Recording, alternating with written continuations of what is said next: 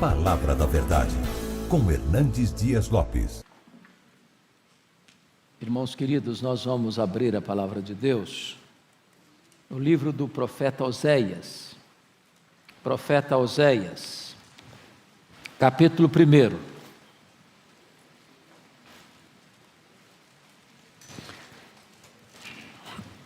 Este é o primeiro profeta menor que nós encontramos aqui na Bíblia, logo depois de Daniel. Oséias, capítulo 1.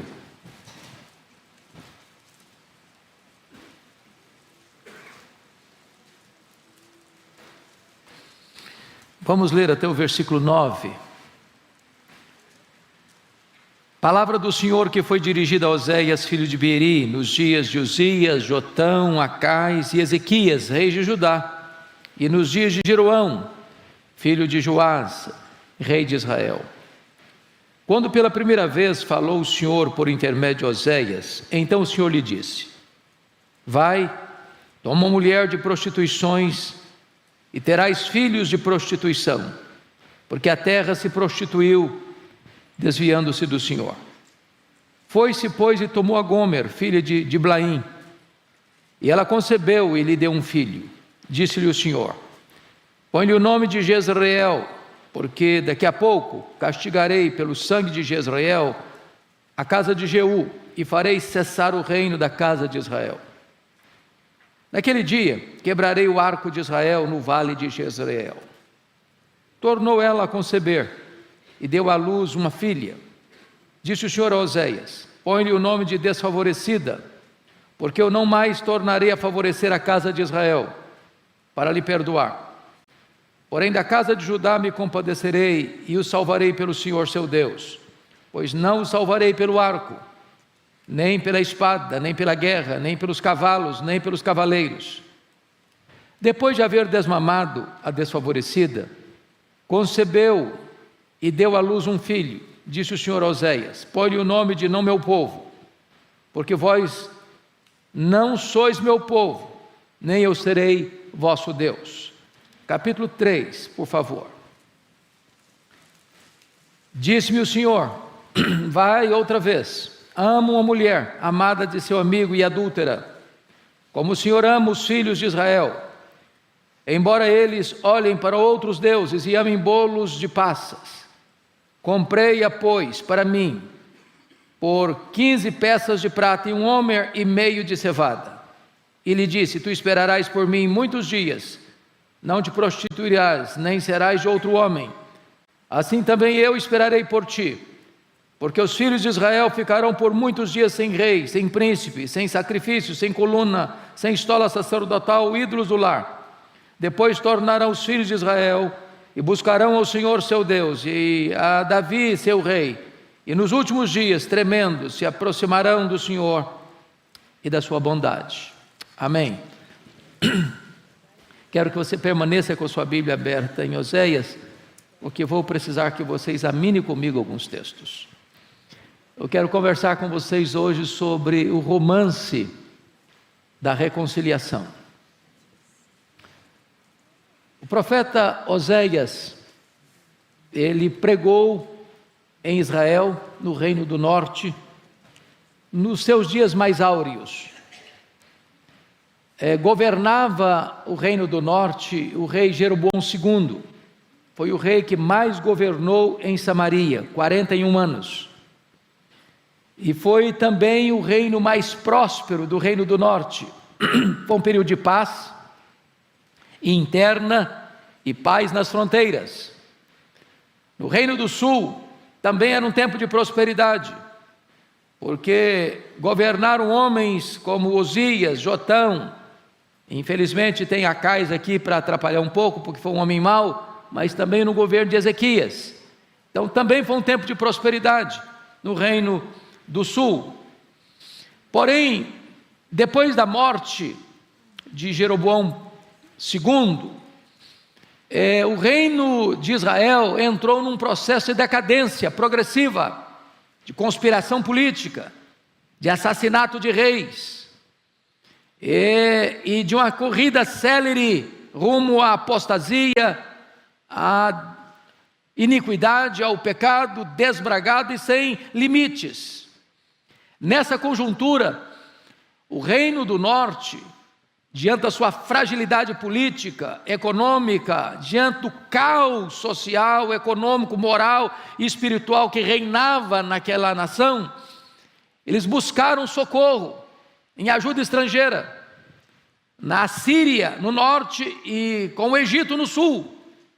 Porém, quanto mais eles buscavam forças políticas e ajuda estrangeira, mais eles eram oprimidos, mais eles ficavam fragilizados. Então, eu gostaria que nós olhássemos esse cenário para compreendermos o que está acontecendo aqui. Então vejam vocês, e agora eu preciso que você abra sua Bíblia comigo, a busca que eles vão ter na política externa, como isso vai fracassar. Capítulo 5, verso 13.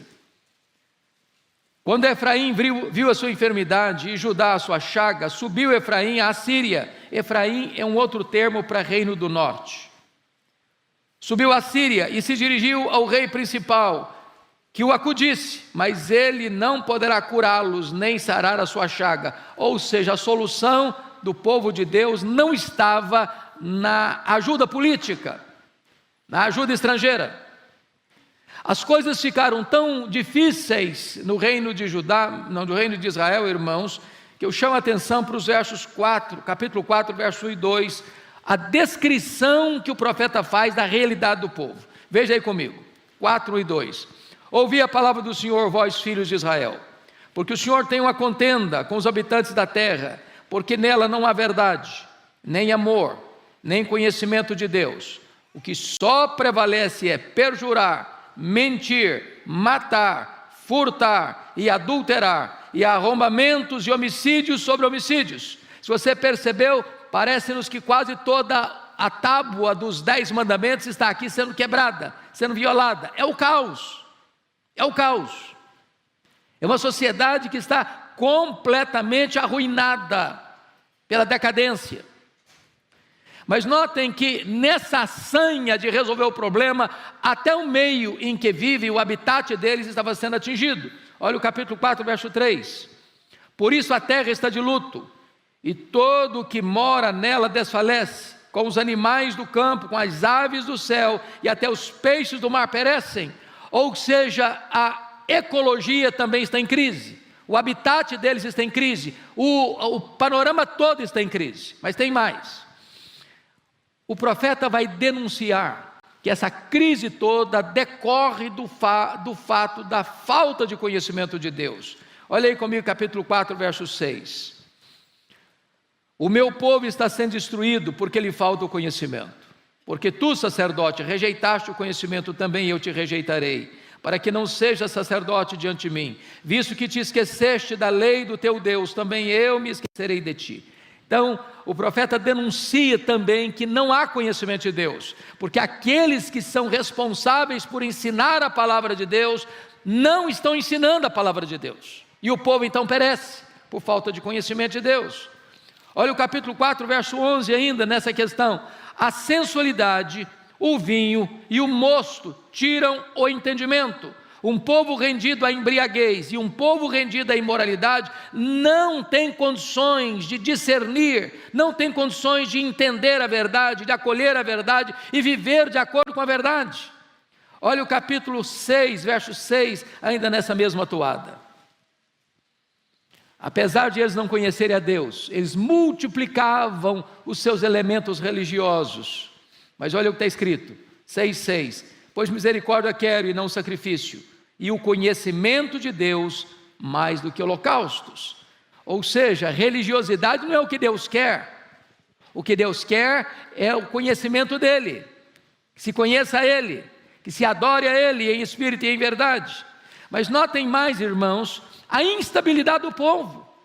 Quando não se tem a verdade, quando não se prega a verdade, quando não se ensina a verdade, o povo fica confuso. E olha aí capítulo 6, verso 1. Vinde e tornemos para o Senhor, porque Ele nos despedaçou e nos sarará, fez a ferida e a ligará. Ou seja, quando a coisa aperta, sabe o que acontece? povo se volta para Deus. Porém, esse voltar para Deus pode ser uma volta rasa, superficial, porque notem comigo o versículo 4 do capítulo 6. Que te farei, ó Efraim? Que te farei, ó Judá? Ele está falando agora para os dois reinos. Porque o vosso amor é como a nuvem da manhã e como o orvalho da madrugada, que cedo passa. Ou seja, é apenas um entusiasmo epidérmico, raso, superficial, passageiro. Só se volta para Deus na hora do aperto. Quando a coisa dá uma melhorada, se esquece de Deus de novo. Mas tem mais. Olha o mundanismo desse povo, capítulo 7, verso 8. Está escrito aí: Efraim se mistura com os povos, e é um pão que não foi virado. É uma figura do padeiro aqui. Pensa comigo, ao se misturar com os povos pagãos, é um pão que não foi virado. Se você pega um pão e não vira, ele fica queimado de um lado e do outro fica imprestável, inútil, não serve para ser consumido. Assim o povo de Deus estava, com um pão que não foi virado, queimado pelas suas paixões de um lado e inútil por outro lado para ser usado por Deus. Mas mais, irmãos, esse povo começa a se corromper de uma maneira galopante. Olha o capítulo 9, versículo 9 comigo, por favor. Muito profundamente se corromperam, como nos dias de Gibeá. O Senhor se lembrará das suas injustiças e castigará os pecados deles. Preste atenção na expressão, muito profundamente se corromperam. Não se corromperam apenas não, muito profundamente se corromperam. Agora, vejamos o que acontece do ponto de vista da apostasia, então, no capítulo 11, verso 7. Você pode ler o verso 7 comigo, 11, 7, vamos juntos? Porque o meu povo é inclinado a desviar-se de mim, se é concitado a dirigir-se acima, ninguém o faz. Então preste atenção na generalidade da crise, de apostasia. O povo é inclinado a se afastar de Deus. Quando é convidado a se voltar para Deus, ninguém o faz. O povo estava rendido aos ídolos.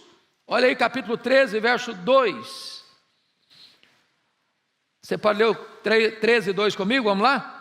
Agora pecam mais e mais, e da sua prata fazem imagens de fundição, ídolos segundo o seu conceito, todos obras de artífice, e dizem: sacrificai a eles. Homens até beijam bezerros. Olha a situação em que esse reino ficou. Deus já tinha mandado profetas, e eles não escutaram os profetas, eles mataram os profetas, eles perseguiram os profetas. Agora Deus vai levantar Oséias, não para trazer uma mensagem para a nação, mas para ser a mensagem para a nação. O profeta vai como que encarnar a mensagem que ele precisa transmitir. E o que é que Deus manda este profeta fazer para esse povo infiel? Deus é o marido, é a linguagem do Velho Testamento. Deus é o marido, Israel é a esposa, mas a esposa é infiel, e o marido a ama, e o marido investe nela, e o marido cuida dela, e o marido faz provisão para ela, e o marido fez de tudo por ela, e ela é infiel, e permanece infiel, e continua infiel. O que que Deus vai fazer? Deus fala com Oséias assim, Oséias, capítulo 1, confira comigo. Oséias, vai e toma uma mulher de prostituições, e terás filhos de prostituição, porque a terra se prostituiu, desviando-se do Senhor. Aí diz a Bíblia que Oséias se casa com Gomer, e Gomer, num dado momento da sua vida, vai transigir com os valores, vai abrir mão da fidelidade conjugal, vai se envolver em vários relacionamentos comprometedores para representar o que Israel estava fazendo com Deus. Mas não apenas o casamento de Oséias com Gomer deveria ser uma mensagem para a nação, mas os filhos desse casamento deveriam também ser uma mensagem do juízo de Deus para aquela nação. Se não, vejamos. Olha comigo aí, por favor, capítulo 1, verso 3. Foi-se, pois, e tomou a Gomer, filha de Diblaim, e ela concebeu e lhe deu um filho. Frise essa expressão, e lhe deu um filho. Qual a conclusão que você chega? É que o menino, de fato, era filho de Oséias e Gomer. Quando o menino nasce, Deus diz, olha, bota o nome dele de Jezreel. Esse nome não é só difícil de ler, não. Esse nome representa um local onde toda uma dinastia, a dinastia de Acabe, de Jeú, foi destruída. Uma chacina, um banho de sangue. Eu imagino o profeta Oséias andando pelas ruas de Samaria, levando o seu primogênito. E alguém pergunta, e aí, profeta, gente nova na sua casa? Como é que chama o menino? E o profeta responde assim, esse menino chama chacina. Derramamento de sangue. Falei, profeta, mas você não podia botar um nome melhor no seu menino, não? Falei, porque é isso que vai acontecer com Israel. Aí diz a Bíblia que nasce uma outra criança naquela casa, versículo 6. Tornou ela a conceber e deu à luz uma filha. Preste atenção no detalhe. Deu à luz, não diz que lhe deu. Não diz agora claramente que essa menina é filha de Oséias. Só diz que ela deu à luz, mas não retrata e lhe deu um filho, e lhe deu uma filha. Só diz que ela concebeu. Talvez essa segunda menina aqui, a segunda filha, é a filha, a segunda que nasce naquela casa, chama-se desfavorecida. Talvez já fruto do adultério. Agora imagine essa menina na escola, na hora da chamada. O bullying que ela sofreu. O profeta andando com a menina na rua e alguém perguntando, e aí, como é que chama sua filha? Tão linda. Falei, ela chama desfavorecida. Mas você tem um gosto muito ruim para dar nome em filho, hein, profeta? É porque esse povo não vai ter mais o favor de Deus. Mas notem comigo, por favor, de versículo 8, depois de haver desmamado a desfavorecida, concebeu e deu à luz um filho. Disse o Senhor a Oséias, põe-lhe o nome de não meu povo. Preste atenção aqui. Quando a Gomer fica grávida pela terceira vez, o profeta tem plena certeza de uma coisa: não é filho dele. Possivelmente Gomer já chegava em casa à noite, sem dar explicações para o seu marido, sem em qualquer comportamento adequado de uma mulher íntegra e fiel. E quando o menino nasce, Deus dá uma ordem, olha, bota nome nesse menino, não meu povo, não meu filho. Quando alguém perguntava qual o nome da criança, profeta, eu falei, não meu filho, não meu povo, esse não é meu filho não. Israel não mais é povo de Deus. Essa é a conjuntura. Mas diz a Escritura que quando Gomer, então dá à luz ao terceiro filho, ela sai de casa. E ela vai se envolver, talvez, com um prostituto em Samaria. E o profeta,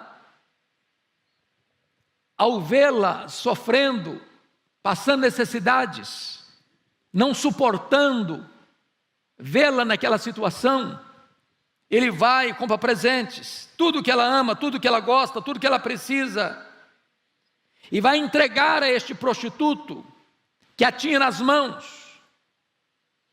E quando Gomer recebe todos esses benefícios da providência generosa de Oséias, em vez de ela se voltar para o seu marido, em vez de ela se converter de volta ao seu marido, ela diz o seguinte, não, isso vem de Baal, é Baal que me concedeu tudo isso, é dele que procede todas as dádivas. E então ela se resolve a consagrar-se, a se dedicar, a se entregar como uma prostituta cultual. E ela vai para um templo pagão, e ela vai servir com a vida sexual desregrada, como um ato litúrgico a uma divindade pagã. E o profeta Oséias, abandonado, ridicularizado, humilhado, e a sua mulher, rendida à mais tosca prostituição, até o dia que o profeta Oséias, caminhando pelas ruas de Samaria, perplexo, pasmo, contempla uma cena inusitada. Ele vê uma mulher gasta, emagrecida, acabada, talvez com seus cabelos desalinhados, sendo levado para o mercado de escravos, para ser vendida, para ser leiloada. E quando ele olha, é a sua mulher, é Gomer. E diante das várias propostas, dos vários lances que foram feitos, ele dá o lance final. E diz o texto que ele oferece 15 peças de prata e 1,5 homem de cevada. E o lance foi aceito. E ele compra Gomer.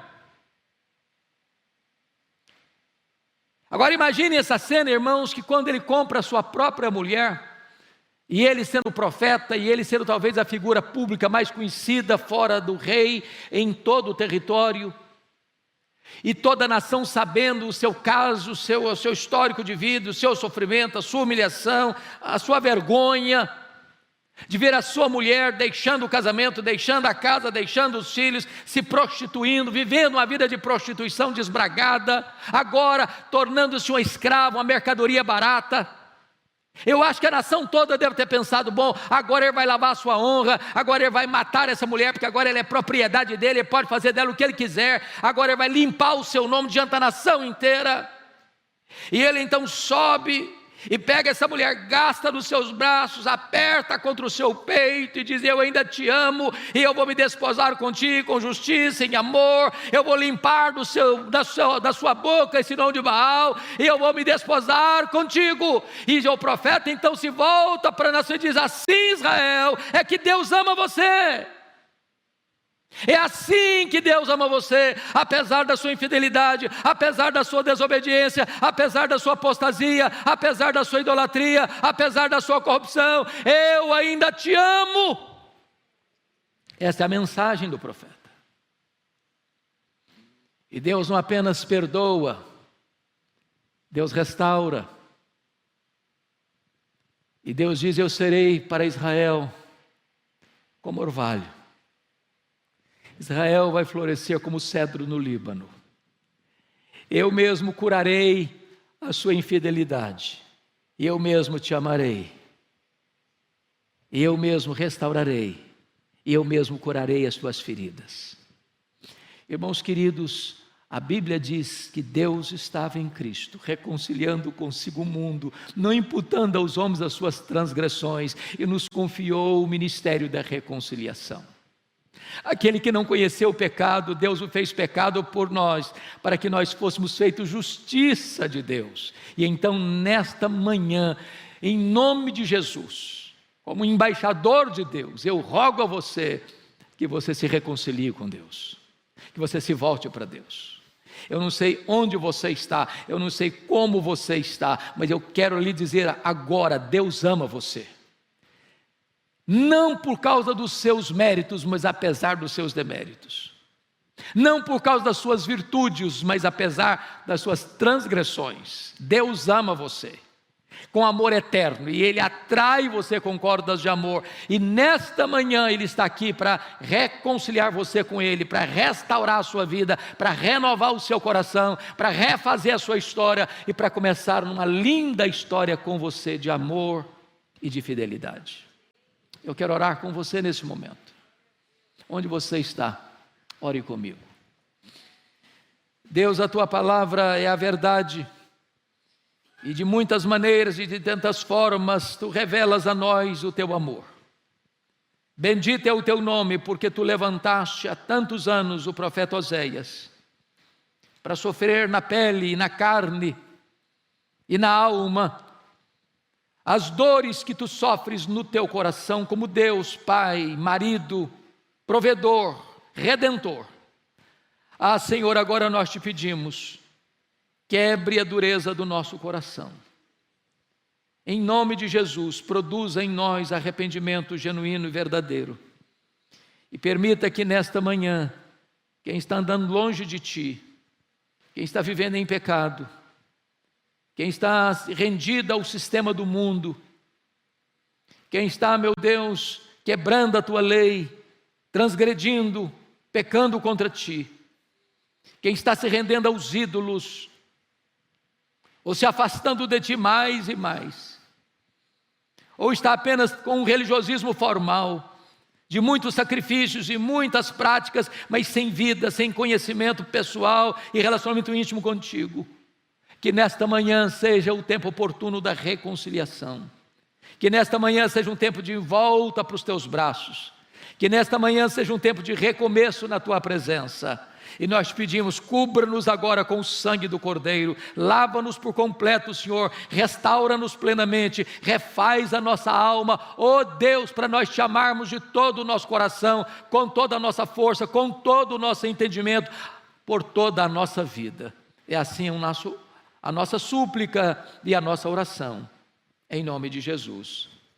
Amém.